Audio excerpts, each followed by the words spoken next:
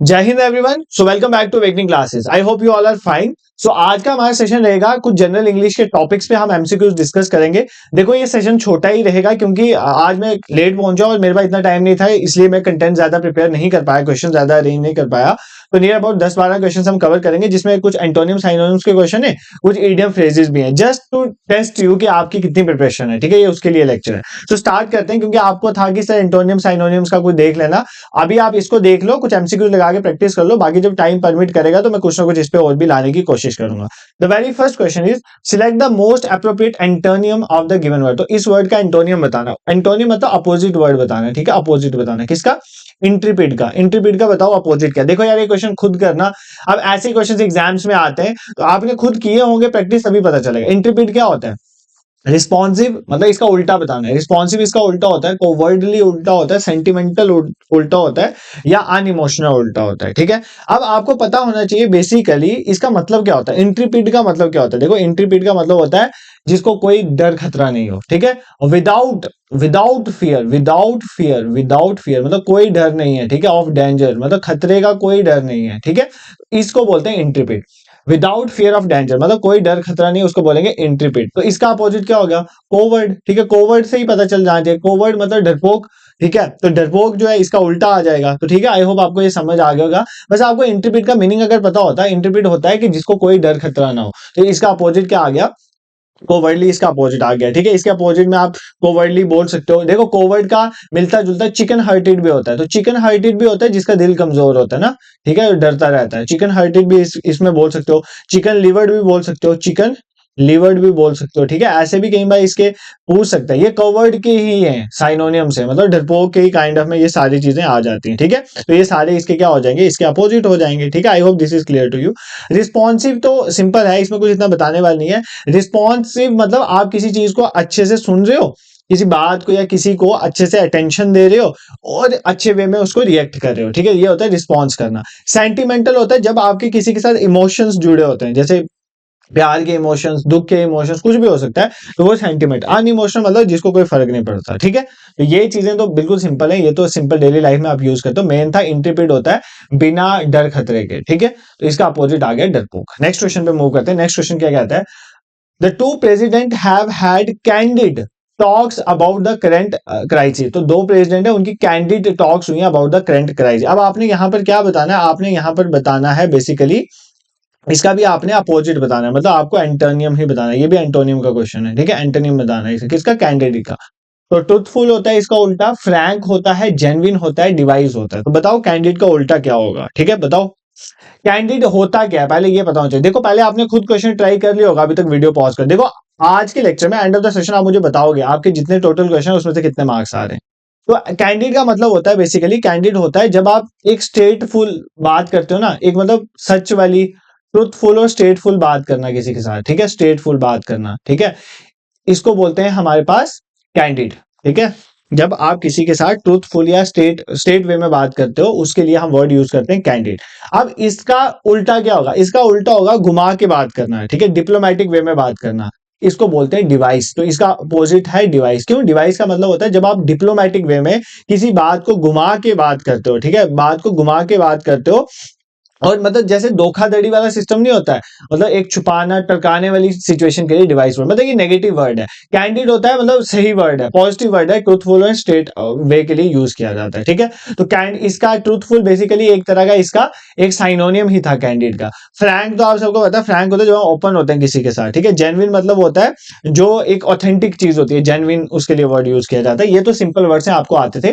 तो कैंडिड आपको समझ आ गया, ट्रूथ और स्टेटफुलनेस के लिए यूज किया जाता है। इसका अपोजिट है डेवियस। डेवियस का मतलब होता है जब आप किसी चीज को डिप्लोमेटिक वे में करते हो। डिप्लोमेटिक और जहां पर एक धोखे वाली बात होती है। ठीक है, डिसीव वाली बात होती है, धोखे वाली बात होती है, डिसेप्टिव वे होता है, तो वहां पर हम डिवाइस वर्ड का यूज करते हैं। ठीक है, नेक्स्ट क्वेश्चन पे मूव करते हैं। ये सारे किसी ना किसी पेपर के पीवाईक्यूज हैं, तो ऐसा नहीं है कि अनइंपॉर्टेंट है, और आपको ये थोड़े बहुत आने भी चाहिए। ऐसा नहीं कि एक भी नहीं आपको आ रहा है, क्योंकि एग्जाम्स में भी तो ऐसे ही क्वेश्चन आते हैं। नहीं आते हैं तो थोड़ा करने का तरीका देखो, ताकि एग्जाम्स में क्वेश्चन रेप्लिकेट हो तो आप कर सको। The synonym of the word complacent. तो कंप्लेसेंट का हमें साइनोनियम बताना है। साइनोनियम मतलब सेम इन मीनिंग बताना है। कंप्लेसेंट का क्या होता है? अट्रैक्टिव, सेल्फिश, सेल्फ सेटिस्फाइड या कोर्टियस। कोर्टियस। ठीक है, तो बताओ कंप्लेसेंट क्या होता है? I hope you have tried it. Complacent क्या होता है? कंप्लेसेंट का मतलब होता है कि आत्मसंतुष्टि, मतलब खुद में ही सेटिस्फाइड रहना। तो आपका साइनोनियम ही पूछा, तो इसका साइनोनियम था बेसिकली सेल्फ सेटिस्फाइड। ठीक है, सेल्फिश तो आपको पता है मतलब ही होता है।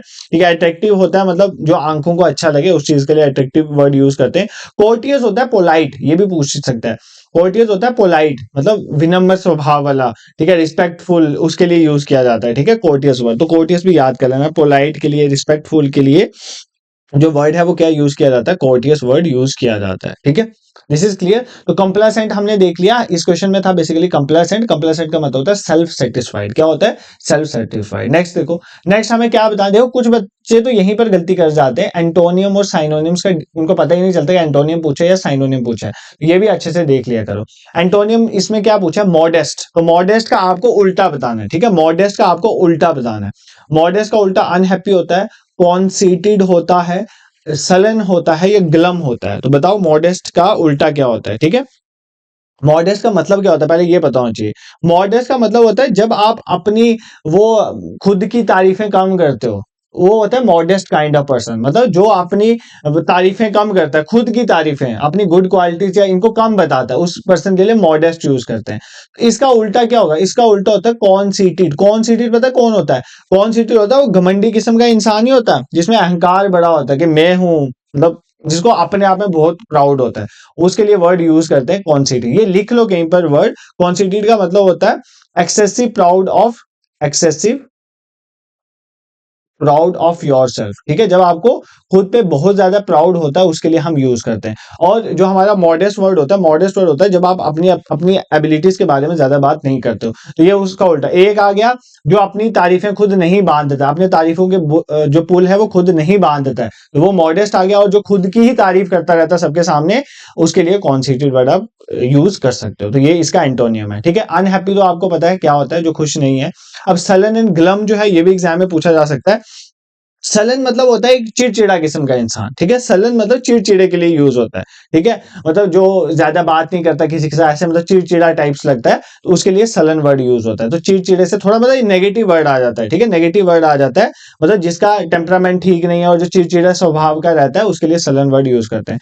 ग्लम होता है, मतलब ग्लम दुख के लिए यूज होता है, सैड। ठीक है, सैड रहने वाला या क्वाइट चुपचाप रहने वाला, उसके लिए ग्लम वर्ड यूज होता है। देखो ये कुछ 3-4 वर्ड्स और सीख लिए जो मे बी एग्जाम से पूछे जा सकते हैं। क्या सीखा? कॉन्सिटेड का मतलब होता है खुद पे बहुत ज्यादा प्राउड होना, एक्सेस में। मॉडेस्ट होता है खुद में प्राउड नहीं होना। प्राउड नहीं होना के मतलब कहने का मतलब ये है कि जो खुद की तारीफें खुद ना करता, उसके लिए मॉडेस्ट वर्ड यूज होता है। फिर ग्लम मैंने आपको बताया जो दुखी और शांत स्वभाव। ठीक है, ग्लम। और सलन वर्ड मैंने आपको बताया, सलन का मीनिंग बेसिकली होता है कि मतलब जो चिड़चिड़ा टाइप हमें दिखता है। ठीक है, जिसको टेम्परामेंट ठीक नहीं लगता, बैड टेम्परामेंट लगता है, उसके लिए वर्ड यूज होता है। नेक्स्ट नेक्स्ट क्वेश्चन पे मूव करते हैं। Select the most appropriate synonym of the given word. तो इस वर्ड का साइनोनियम बताना है, सेम इन मीनिंग आपको बताना है क्या होता है। ठीक है, वर्ड इज लैक्यूना। क्या वर्ड है? लैक्यूना। तो बताओ लैक्यूना का साइनोनियम क्या है, सेम मीनिंग वाला कौन सा है?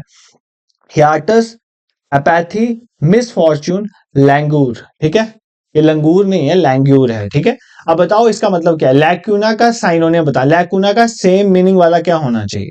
लैकुना का सेम मीनिंग होता है हाइटस। ये नहीं पूछेगा, बट लैकुना वर्ड जो है बहुत यूज होता है, इसलिए मैंने बता दिया आपको। लैकुना या हाइटस का सेम मीनिंग होता है। लैकुना का मतलब होता है मतलब मिसिंग पार्ट, फॉर एग्जांपल, या किसी चीज में गैप आ जाना। जैसे फॉर एग्जांपल अगर मान लेते हैं 50 पेजों की बुक है कोई, उसमें क्या है कि 30 पेज में लिखा हुआ है और 32 के बाद लिखा हुआ है। ये 2 पेज बीच में एक पेज आ गया 31, इसके ऊपर कुछ नहीं लिखा हुआ है। तो ये जो बेसिकली मिसिंग पार्ट है ना, इसको बोलेंगे लैक्यूना।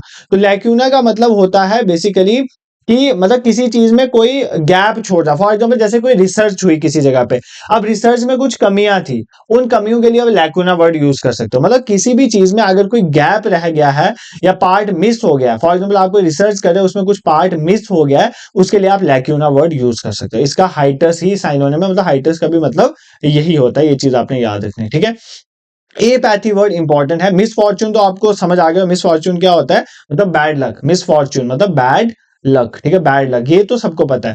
एपैथी क्या है, ये वर्ड पूछा जा सकता है।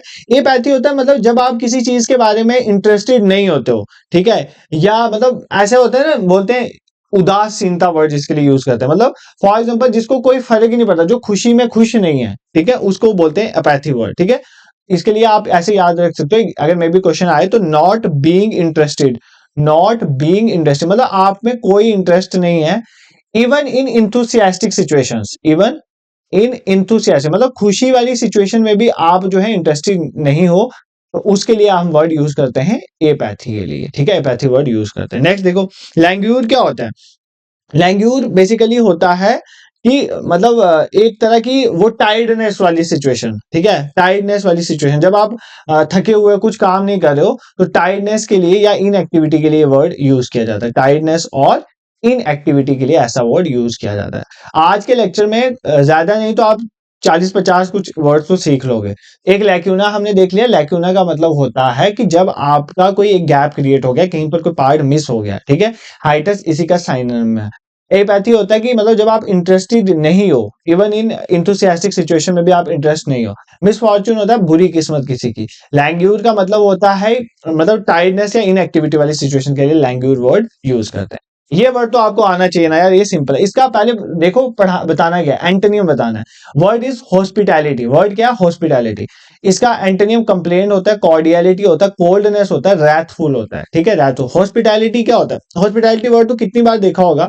हॉस्पिटैलिटी का मतलब होता है कि मेहमान नवाजी करना। ठीक है, कितना खतरनाक वर्ड है मेहमान नवाजी। मतलब कहने का मतलब है, मतलब जो भी आपका कोई गेस्ट आए या कोई भी आपका घर आया है, तो आप अगर उसको अच्छी तरह से वेलकम करते हो, वो आपकी हॉस्पिटैलिटी है। ठीक है, अब आपको इसका उल्टा बताना है। उल्टा इज कोल्डनेस। मतलब कोल्डनेस होता है कि जब आपको कोई आया है और आप उसको बिल्कुल भी मतलब वार्म फीलिंग्स नहीं दे रहे हो, मतलब अच्छे से ट्रीट नहीं कर रहे हो, तो आपका होता है कोल्डनेस दिखाना। तो इसका एंटोनिम ही पूछा था, तो हॉस्पिटैलिटी का एंटोनिम कोल्डनेस। हॉस्पिटैलिटी का मतलब है कि आपने जो भी आपके घर आया मेहमान, आप उसको क्या कर रहे हो? आप उसको वेलकम कर रहे हो, अच्छे से ट्रीट कर रहे हो, that is known as hospitality. उसका उल्टा होता है कोल्डनेस। ठीक है, कोल्डनेस, ये आपको समझ आ गया। अब और कौन सा है? कंप्लेन तो आपको बताने की जरूरत नहीं है। कॉर्डियलिटी क्या होता है? कॉर्डियलिटी होता है मतलब एक तरह की किसी के लिए अफेक्शन होना या काइंडनेस होना किसी के लिए। ठीक है, काइंडनेस या अफेक्शन, मतलब ये अच्छा वर्ड है, पॉजिटिव वर्ड है। काइंडनेस या अफेक्शन होना, कॉर्डियल होना, being cordial to someone, being kind to someone. ठीक है, बीइंग काइंड, हैविंग मतलब some kind of affection for someone, तो कॉर्डियल उसके लिए यूज होता है। रैथफुल मतलब क्या होता है? रैथफुल मतलब होता है मतलब जैसे बोलते हैं ना कि मतलब गॉड, गॉड के लिए ऐसे बोल सकते हो कि लाइटनिंग हुई तो वो काफी रैथफुल। रैथफुल मतलब होता है कि जिसमें एक इंटेंस एंगर हो, मतलब वो खतरनाक, वो प्रतिशोध वाला सिस्टम, प्रकोप टाइप ऑफ वर्ड जो होता है, उसके लिए रैथफुल यूज करते हैं। मतलब ये बेसिकली ये वर्ड इसके लिए यूज होता है जहां पर कोई बहुत बड़ा कुछ हो रहा है, मतलब एक डिजास्टर हो रहा है काइंड ऑफ, उसके लिए रैथफुल वर्ड यूज करते हैं। जैसे फॉर एग्जांपल किसी रूलर के टाइम पे बहुत गलत हुआ उसके लोगों के साथ, उसने बहुत गलत किया किसी सोसाइटी के साथ, तो उसके लिए हम रैथफुल वर्ड यूज कर सकते हैं। मतलब इंटेंस एंगर में जो चीजें होती हैं, ठीक है, उसके लिए रैथफुल वर्ड यूज करते हैं। एक कंप्लीटली नेगेटिव वर्ड है। नेक्स्ट क्वेश्चन पे मूव करते हैं। Select the most appropriate antonym of the given word. Tenacious. Tenacious का उल्टा बताना है हमें। ठीक है, टीनेशियस का उल्टा बताना है। देखो अगर आपको इस क्वेश्चन का आंसर नहीं भी आता था ना, तो भी आप कर सकते हो। जैसे फॉर एग्जांपल इसका एंटोनिम मतलब अपोजिट बताना है। ठीक है, अपोजिट बताना। अब देखो एक बार पढ़ो इनको। परसिस्टेंट होता है मतलब जो काम करता रहता है। परसिस्टेंट का मतलब होता है, परसिस्टेंट उसके लिए यूज होता है मतलब आप अपना काम को कर रहे हो, इवन दो अगर आपको लोग बोल रहे हो कि आप गलत कर रहे हो, बट फिर भी अगर आप अपने काम को कर रहे हो, उसको बोलते हैं परसिस्टेंट होना। ठीक है, इसका मतलब यहां पर काम करने की बात है। रिलेंटनेस का मतलब होता है स्टॉप नहीं करना, रुकना नहीं, मतलब चेंज नहीं होना, अपने काम को करते रहना। ये दोनों सेम मिलते जुलते वर्ड्स हैं। ठीक है, रिलेंटनेस हो गया, परसिस्टेंट हो गया। स्टेडफास्ट का मतलब होता है कि मतलब अपनी बात पे अड़े रहना। ठीक है, अड़े रहना। ठीक है, और ये सारा मतलब ही टीनेशियस का होता है। टीनेशियस का मतलब होता है, टीनेशियस वर्ड का बेसिकली जो मीनिंग होता है, टीनेशियस का मतलब होता है जिसके अंदर गिव अप वाला एटीट्यूड नहीं हो, मतलब जो डिटरमाइंड हो टुवर्ड्स द वर्क। ठीक है, अगर आप डिटरमाइंड हो अपने काम के लिए, आप उसको नहीं छोड़ रहे, आप अपने काम को ईमानदारी के साथ कर रहे हो, पूरी डिटर्मिनेशन से कर रहे हो, उसके टीनेशियस वर्ड। तो परसिस्टेंट का भी कहीं ना कहीं यही मीनिंग है, रिलेंटलेस का भी यही है, स्टेडफास्ट भी यही है। इसका अपोजिट है यील्डिंग। यील्डिंग होती है जब आप बो डाउन कर देते हो, मतलब जब आप सबमिट कर देते हो किसी के आगे। ठीक है, सबमिशन कर देना। ठीक है, किसी के सामने झुक जाना काइंड ऑफ, उसको बोलते हैं यील्डिंग। क्या बोलते हैं? यील्डिंग। तो टीनेशियस का अपोजिट क्या आ जाएगा? यील्डिंग आ जाएगा। ठीक है, I hope this is clear to you. ये कुछ एंटोनियम सिनोनिम्स है, आई होप आपको समझ आए होंगे। अब कुछ हम देख लेते हैं इडियम फ्रेजेस, 1 2 3 कवर कर लेते हैं, उसके बाद कुछ ऐसे इडियम फ्रेजेस जो एग्जाम्स में आते रहते हैं सिंपल वाले, वो मैं बता दूंगा। और अगर आप मुझे बोलोगे, ऑल दो मैंने, देखो ध्यान से सुनो, मैंने एक लेक्चर अपलोड किया हुआ है इडियम्स एंड फ्रेजेस वाला, वहां से काफी एग्जाम्स में क्वेश्चन आ जाते हैं। ऑल दो यार ये नेवर एंडिंग टॉपिक होता है, एंटोनियम सिनोनिम इडियम फ्रेज में कितना पढ़ लोगे यार, कुछ भी पूछ सकता है, तो मैं कभी गारंटी नहीं देता इसमें क्वेश्चन आएगा। बट जो भी इंपॉर्टेंट पीवाईक्यूज थे इडियम फ्रेजेस के, वो मैंने एक लेक्चर में पढ़ाया हुआ है। तो आप इंग्लिश वाली प्लेलिस्ट में जाना, इडियम फ्रेजेस आपको मिल जाएंगे। अगर आप मुझे डिमांड करते हो इडियम फ्रेजेस में एक सेशन लेने के लिए, तो मैं एक सेशन जैसे मैं रिवाइज करवाता हूं ना करंट अफेयर, जैसे जम्मू कश्मीर के करंट अफेयर्स का रिवाइज करवाए थे, इसी तरह रिवीजन में एक इडियम फ्रेज बता दूंगा। उसमें क्या करूंगा, ए से लेकर जेड तक जो अल्फाबेटिकली इंपॉर्टेंट करंट आते हैं ना, सॉरी करंट नहीं बोलो, important A to Z idiom phrases जो आते हैं ना इंपॉर्टेंट वाले, जो मैक्सिमम एग्जाम से पूछे जाते हैं, वो करवा दूंगा। अगर आप बोलोगे तो आप अभी कमेंट सेक्शन में सारे लिखोगे अगर, तो इसमें मैं जल्दी से जल्दी वीडियो लाने की सोचूंगा, ठीक है। नेक्स्ट देखो, नेक्स्ट क्वेश्चन क्या है, व्हील एंड वो। यहाँ पे आपको इस इडियम का मीनिंग बताना है, व्हील एंड वो का क्या मीनिंग होता है। High and low level, well wisher and cities, safe and dangerous place, prosperity and misfortune, ठीक है, किस्मत और बदकिस्मती। तो बताओ व्हील एंड वो का मतलब क्या होता है, व्हील एंड वो का मतलब क्या होता है। I hope you have tried it. Wheel and वो का मतलब होता है प्रॉस्पेरिटी और मिसफॉर्चून। मतलब हम बोलते हैं ना कि मतलब लाइफ के अप डाउन, अच्छा आना समय बुरा आना, ठीक है, इसके लिए यूज होता है। प्रॉस्पेरिटी एंड मिसफॉर्चून के लिए व्हील एंड वो जो वर्ड है वो यूज होता है, ठीक है। ये एंटोनियम आपको, ये सॉरी इडियम्स आपको पता होने चाहिए। नेक्स्ट देखो, यहां पर आपको इडियम बताना है, एट वंस एल्बो, ठीक है, एक एल्बो पे, एक के एल्बो पे, next to someone, far away मतलब दूर बहुत, स्ट्रॉन्ग ग्रिप होना, स्ट्रॉन्ग बॉन्ड होना, ये तीनों नहीं है। एट वंस एल्बो मतलब एक एल्बो की दूरी पे, नेक्स्ट टू समवन जो किसी के साथ होगा, तो नेक्स्ट टू समवन के लिए यूज होता है एट वंस एल्बो, ठीक है। इडियम्स आपको रटने ही पड़ते हैं, बट ऐसी बात नहीं है, कुछ इडियम्स ऐसे होते हैं जो अगर आप ऑप्शंस देखोगे वहां से निकल जाते हैं। जैसे एट वंस एल्बो आप इजिली निकाल सकते, तो एक एल्बो की दूरी पर, तो दूर थोड़ी है वो, फार अवे तो आ ही नहीं सकता। स्ट्रॉन्ग ग्रिप, स्ट्रॉन्ग बॉन्ड भी कहीं ना कहीं रिलेट नहीं होता। Next to someone is the most appropriate है, तो ऐसे भी कई बार निकल जाता है, बट हर बार ऐसा नहीं होता है इडियम्स में। इडियम्स में कई बार ऑप्शंस के मतलब बिल्कुल सेंस उसके साथ मिल रही होते हैं, बट वो इडियम नहीं होता, उसका कुछ और ही होता है, ठीक है। नेक्स्ट क्वेश्चन क्या है, bells and whistles. Bells and whistles का आपने इडियम बताना है, क्या होता है bells and whistles. Attractive but unnecessary features added to the product, and innovative development होना किसी चीज में, एट अ सीरियस डिसएडवांटेज होना किसी चीज का, to take on a difficult task करना। इनमें से बताओ बेल्स एंड विसल्स का क्या हमारे पास मीनिंग है, इस इडियम का क्या मीनिंग है। देखो बेल्स एंड विसल्स का मतलब होता है किसी चीज को आप अट्रैक्टिव बनाने के लिए उसमें कुछ एडिशनल चीजें डाल देते हो, बट उन फीचर का कोई लेना देना नहीं है, ठीक है। मतलब उससे कुछ भी, मतलब वो एक तरह के अननेसेसरी फीचर है, बट उसको अट्रैक्टिव है। फॉर एग्जाम्पल अगर कोई गाड़ी आई नहीं, ठीक है, उसमें क्या है, पुरानी गाड़ी में भी सेम चीजें थी, नई में भी सेम है, बट नई वाली गाड़ी में थोड़ी उसकी बाहर से लुक अच्छी बना दी, ठीक है, वो एक तरह की उसकी अट्रैक्शन बढ़ाई जा रही है, बट उसमें कोई भी एडिशनल नेसेसिटी कोई भी चीज नहीं हुई है। तो ऐसे के लिए हम बेल्स एंड व्हिसल्स जो है इडियम्स यूज करते हैं, ठीक है। आई होप ये आपको कुछ इडियम्स फ्रेजेस समझ आए होंगे। ऑल तो मैं समझता हूँ कि मैंने आज बहुत कम एमसीक्यूज लिए हैं, the reason being that PDF ही नहीं मैं बना पाया इतनी ज्यादा, मैं लेट ही पहुंचा, तो जितना हुआ मैंने कर दिया, क्योंकि मैं एक कंटिन्यूटी आपकी ब्रेक नहीं करना चाहता हूँ। बट अगर आपको इडियम फ्रेजेस में जेन्युइनली चाहिए कि ए टू जेड इडियम फ्रेजेस में कवर कराऊं, आप मुझे कमेंट सेक्शन में बताना, और सेकंड इडियम फ्रेजेस वाली वीडियो जरूर देख लेना। बाकी कुछ इंपॉर्टेंट जो सिंपल इडियम फ्रेजेस जो ज्यादातर एग्जाम में सिंपल अगर आए इडियम, तो ऐसे वाले आ जाते हैं एग्जाम में, वो थोड़े हम कवर कर लेते हैं, ठीक है। एक सेकंड मेरी माइक कंडीशन, तो जो सिंपल वाले इडियम्स हैं वो थोड़े कवर कर लेते हैं, उसके बाद बाकी अगर आप मुझे बोलोगे तो मैं इडियम्स आपको कवर करवा दूंगा। बाकी रही बात बाकी इडियम्स की, तो पहले भी मैंने करवाए हुए हैं, आप इंग्लिश वाली प्लेलिस्ट में जाओगे वहां पर आपको मिल जाएंगे। जैसे फॉर एग्जाम्पल एक इडियम है ब्रेक द आइस, ठीक है, ब्रेक द आइस, ये आपको आता होगा। ब्रेक द आइस मतलब क्या होता है, स्टार्ट द कन्वर्सेशन, मतलब आइस को ब्रेक करना, तो एक किसी बात को शुरू करना। फॉर एग्जाम्पल काफी टाइम से तुम्हारी बात नहीं हुई किसी के साथ, तो आप आइस को ब्रेक कर रहे हो, इसका मतलब आप किसी कन्वर्सेशन को क्या कर रहे हो, स्टार्ट कर रहे हो, कन्वर्सेशन को स्टार्ट करना, ठीक है, उसके लिए यूज होता है ये ब्रेक द आइस, ठीक है। फॉर एग्जाम्पल अगर मैं बोलूं आपको, बताओ spill the beans, spill the beans, ये बहुत बार एग्जाम में पूछता है। स्पिल द बीन्स का मतलब क्या होता है, मतलब स्पिल द बीन्स मतलब मटर के जैसे छिलके छील लेते हो ना, इसका मतलब होता है रिवील अ सीक्रेट, एक सीक्रेट को क्या कर देना, रिवील कर देना, मतलब कोई सीक्रेट छुपा हुआ था उसको बता देना, इसको बोलते हैं स्पिल द बीन, ठीक है। ये भी पूछता है। फिर फॉर एग्जांपल बोलता है once in the blue moon, once in a blue moon में एक बार, मतलब जो चीज बहुत देर बाद होती है, मतलब जो बहुत रेयरली चीज होती है ना, something that happens very rarely, उसके लिए यूज करते हैं once in a blue moon. Break the ice मतलब start the conversation, spill the bean मतलब एक अपने सीक्रेट को रिवील कर देना, या कोई भी जब सीक्रेट रिवील करता है उसके लिए यूज किया जाता है। Once in a blue moon मतलब जो चीज रेयरली होती है, बहुत कम होती है, ठीक है। अब ऐसा यूज करते हैं ना, this exam is just a piece of cake for me. Piece of cake मतलब जो आप बहुत इजीली कर लेते हो किसी चीज को, ठीक है। मतलब something that is very easy to do. Easy to do के लिए हम यूज कर सकते हैं एक हमारे पास एक idiom that is peace of cake. ये आप सबको आता है। ये मैं सिंपल वाले इडियम्स पढ़ा रहा हूँ। ये आ जाते हैं कई बार हम कम्प्लेक्स के चक्करों में सिंपल छोड़ देते हैं, बट सिंपल्स कई बार एग्जाम से पूछे जाते हैं, तो पीस ऑफ केक आप याद कर सकते हो। Then burn the midnight oil. Burn the midnight oil. Midnight oil इसका मतलब क्या होता है? इसका मतलब होता है लेट नाइट जागना, तो और काम करना, ठीक है।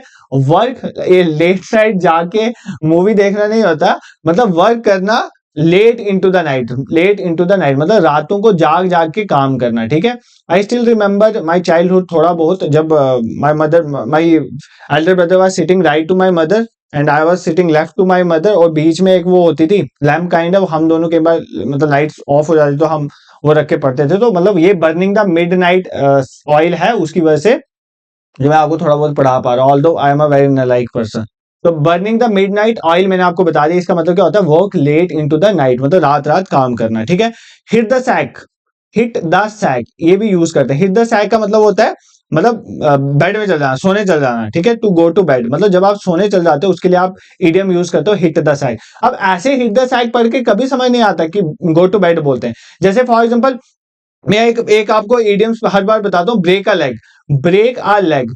ब्रेक, ये तो जब मेरे को one of my friend use this idiom once I was chatting with the person, उसने मुझे लिखा ब्रेक अ लेग। तो कोई बात चल रही थी, मैंने सोचा पता नहीं क्या मीनिंग है। ब्रेक अ लेग का मतलब होता है गुड लक, ठीक है। गुड लक के लिए यूज करते हैं। तो मेरे को तो पढ़ के समझ नहीं आया, मैं तो ठहरा गाँव वाला, ठीक है। तो ब्रेक अ लेग का मतलब होता है गुड लक, ठीक है। ये भी आप याद कर लो, मे भी एग्जाम में पूछा जाए। उसके बाद under the weather. Under the weather. Under the weather का मतलब होता है जब आप मतलब वो फील करो, मतलब सिक, बीमार।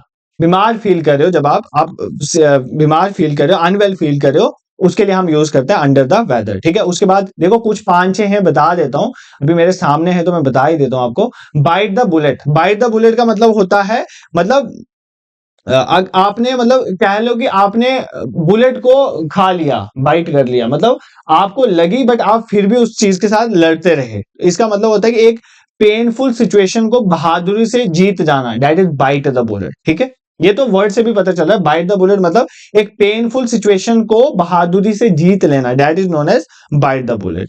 नेक्स्ट देखो, the ball is in your court. The ball is in your court, ठीक है। बाल तुम्हारे कोर्ट में है, इसका मतलब ये है कि अब जो भी डिसीजन है या रिस्पॉन्सिबिलिटी है वो तुम पे है, और तुम जो लोगे वही तुम्हें नेक्स्ट स्टेप पे लेके जाएगी। मतलब अब रिस्पॉन्सिबिलिटी तुम पे लाई करती है, डिसीजन तुम्हारा होगा, उसके लिए हम यूज करते हैं the ball is in your court use करते हैं, ठीक है।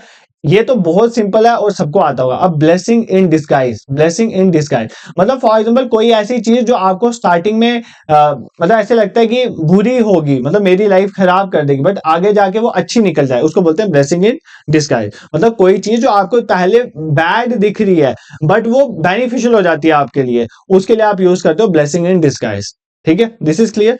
Next is hit the nail. Hit the nail on the head. Hit the nail on the head, ठीक है। Hit the nail on the head का मतलब होता है एग्जैक्टली वही बात कहना जो है। मतलब कहने का मतलब है कि फॉर एग्जांपल कोई प्रॉब्लम बात हो रही है, किस सिचुएशन की बात हो रही है, तो एग्जैक्टली उसका कॉज बताना, घुमाने से फिराने वाला सिस्टम नहीं है। मतलब hit the nail on the head मतलब आपने नेल जो है, आपने जो कील है वो हेड पे लगाया, मतलब एग्जैक्टली वहीं से पकड़ा जहां पर इशू था, उसके लिए यूज करते हैं hit the nail on the head. ये आपको याद रहेगा, ठीक है। Next is and the last one is cost N arm and a leg. मतलब किसी चीज को अचीव करने के लिए आपने अपनी बाजू भी लगा दी और लेग भी लगा दी। इसका मतलब कोई चीज बहुत महंगी पड़ी आपको, वेरी एक्सपेंसिव। क्या मतलब आएगा इसका? Very expensive. देखो ये जो मैंने आपको आज इडियम्स पढ़ाए ना, थोड़े से just for the sake of कि आपको पता चले इडियम्स क्या होते हैं, तो ये सिंपल इडियम्स हैं। ये हर एक एग्जाम में इक्का दुक्का इसमें से फंस जाता है। जो तो डिफिकल्ट ईडियम्स आते हैं ना भाई, वो वैसे भी किसी ने नहीं पढ़ाया होता, मैं आपको क्लियर कट बता रहा, आप कहीं से भी पढ़ो, यहां से भी पढ़ोगे, कहीं से भी पढ़ोगे, बट कुछ ऐसे ईडियम्स होते हैं जो हर बार एग्जाम्स में इक्का दुक्का आते रहते हैं, वही आपको करना होता है। ऐसे इडियम फ्रेजेस, एंटोनिम, साइनोनिम की तो कोई भाई ब्रेक थोड़ी है कि मतलब इतना पढ़ना है, ऐसा नहीं होता यहाँ पर। इस इन तीन चीजों में ऐसा बिल्कुल नहीं है इडियम फ्रेजेस में। बट जो भी इंपॉर्टेंट है, एक तो मैंने आपको उस सेशन में पढ़ाया इडियम फ्रेजेस वाले, आप देख सकते हो, दूसरा आज थोड़े से बता दिए, और अगर आप मुझे कमेंट सेक्शन में बोलोगे तो I will try my level best में A to Z जो इंपॉर्टेंट इडियम्स फ्रेजेस हैं जो एग्जाम्स में पूछे गए, वो भी एक वीडियो में जस्ट ऐसे समझाए ना आपको, ऐसे ही समझा दूंगा। वो आपके रिस्पॉन्स पे डिपेंड करेंगे ऑन द कमेंट सेक्शन, ठीक है। अगर आपको अभी तक मेरा लेक्चर पसंद आया होगा और अगर पढ़ाने का तरीका पसंद आ रहा है, कुछ हमारे इनिशिएटिव से आपको हेल्प मिल रही है, you can support us bye subscribing YouTube channel, और शेयर भी कर सकते हो आप, इतने में कुछ नहीं जाता। अगर आप चाहते हो कि बाकियों तक भी ये इनिशिएटिव पहुंचे तो अपने फ्रेंड्स वगैरह से शेयर करो। और जितने भी बच्चे आप जूनियर असिस्टेंट के लिए अच्छे से प्रिपेयर कर रहे हैं और टेस्ट वगैरह प्रैक्टिस करना चाहते हैं, तो गूगल में जाओ, सिंपली सर्च करो awakeningclasses.in, आप हमारी ऑफिशियल वेबसाइट पे पहुंच जाओगे। वहां पर सेक्शनल मॉक टेस्ट 14 अपलोड हुए हैं, वहां पर जाके उन टेस्ट में इनरोल करो। चार्जेस आर मिनिमल, बहुत अफोर्डेबल, 79 में आप सारे टेस्ट दे सकते हो, just for the sake of service, ठीक है। This is for today, thank you so much for watching.